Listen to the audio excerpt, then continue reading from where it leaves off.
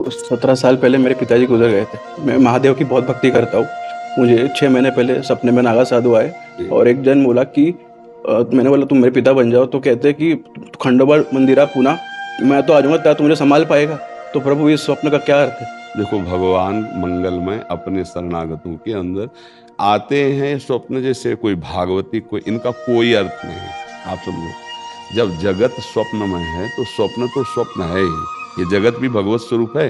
पर इसका देखो, भगवान शिव क्या कह रहे हैं, उमा कहूँ मैं अनुभव अपना, सत हरि भजन जगत सब सपना। अच्छा, आप विचार करके देखो, स्वप्न में 3 प्रकार के स्वप्न होते हैं। एक होता है सात्विक, जिसे आपने वर्णन किया। एक होता है राजसिक, जिसमें हम भोग भोगते हुए नजर आते हैं। एक तामसिक, जिसमें लड़ाई झगड़ा मारकाट शुरू होती है। और एक होते हैं बिल्कुल फेक, बिल्कुल व्यर्थ के, जिनका कोई मतलब नहीं होता। तो ये तीनों गुणों से आए हुए स्वप्नों में यदि कोई महात्मा आता है, कोई भगवान आते हैं, तो हम उसे भगवान की वृत्ति जो पवित्र है उसे कृपा समझते हैं। लेकिन हम उसको इस चिंतन में लेते कि इसका मतलब क्या होता, कुछ मतलब नहीं होता, स्वप्न है। एक दिन राजा जनक जी ने स्वप्न में देखा कि मेरा राज्य छिन गया और मैं भिखारी बन गया और बहुत भूखा हूँ। तो किसी तरह से दाल और चावल एकत्रित किए और मिट्टी की उसमें पका रहे थे, इतने में सांड आया और 2 लड़ते लड़ते वो सब बिखर गया। और वो बड़े भूख से व्याकुल ऐसे उठे, तो देखा कि राज सिंह सैया पर शयन कर।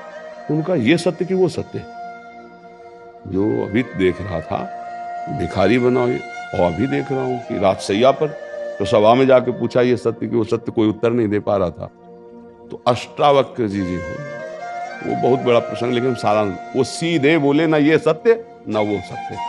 समझ रहे हो, ये भी असत्य है और वो भी असत्य है। इसलिए नाम जप करो, इनका कोई मतलब नहीं है। संत महात्मा भगवान आवे दर्शन दे, ये हमारे सात्विक भावों का फल है, जो हम गिरिराज जी में रह रहे हैं, जो हम भगवान की आराधना कर रहे हैं। तो इससे सब आएंगे, इसका कोई पॉजिटिव या निगेटिव कोई इसका अर्थ नहीं।